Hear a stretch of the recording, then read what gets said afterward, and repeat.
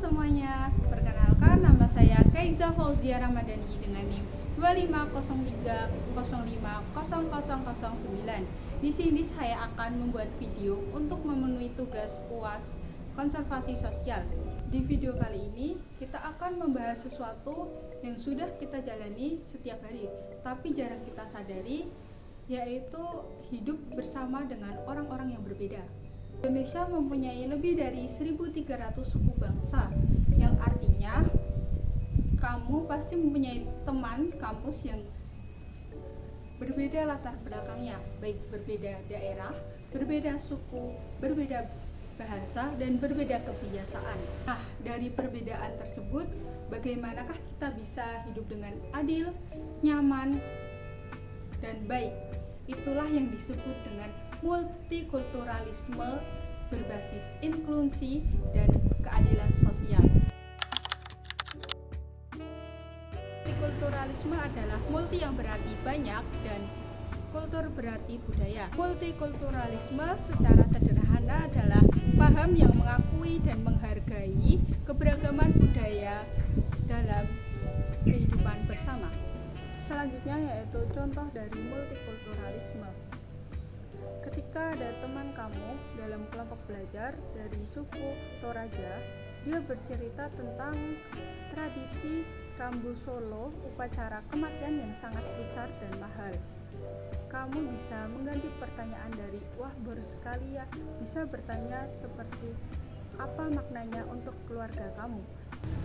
Itulah yang disebut dengan multikulturalisme.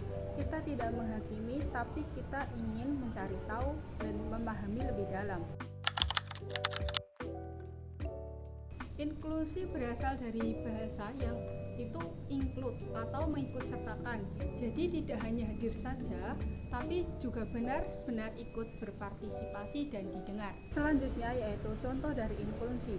Contoh sederhananya saja, ketika ada diskusi kelompok yang terdiri dari 6 orang, tetapi yang aktif dan berbicara hanya 2-3 orang.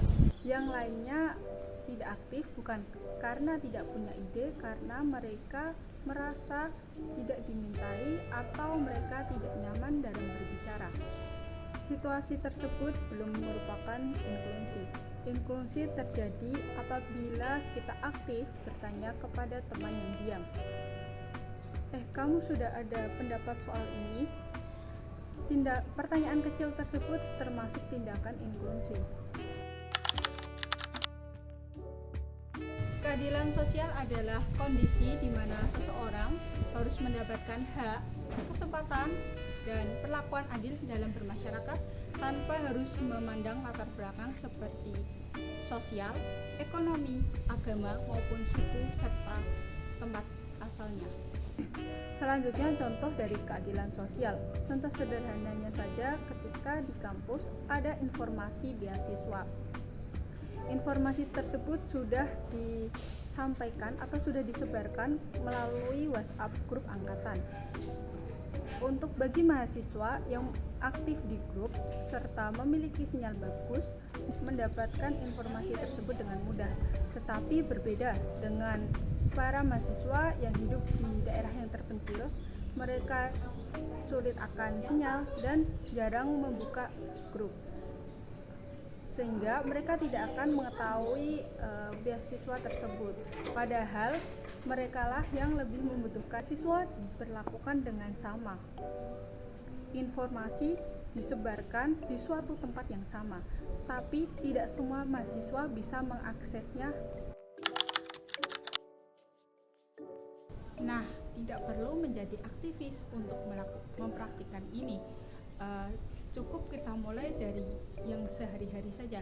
Seperti pertama, ketika ada kelompok belajar, ada teman yang tidak mau berbicara, ajaklah dia berbicara, tanyakan pendapatnya, bisa jadi idenya yang paling bagus. Kedua, ketika dengar teman melontarkan komentar yang merendahkan budaya atau daerah orang lain, kita cukup bilang pelan-pelan, itu kan generalisasi, tidak semua orang seperti itu.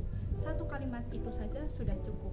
Ketiga, ketika ada teman kamu yang bercerita tentang adat atau kebiasaannya di daerah dan kamu merasa asing, hindari komentar seperti aneh dan tidak masuk akal.